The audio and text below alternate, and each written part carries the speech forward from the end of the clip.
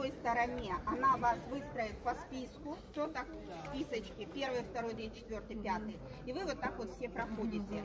В вашем списке Попова Виолетта, заключающая, кто? А, ребенок? Давайте, вы заключающая, вы заберете визу и отдадите Марии. А вы эту визу храните как залог, а на обратной дороге вы по ней едете. Так, там знаете, да, талончики. Сейчас на теплоходе она соберет у вас по 50 юаней, выдаст каждому талончик. Потом вы покажете, каждый покажет QR-код, у кого на WhatsApp. Обязательно сохраните в галерею.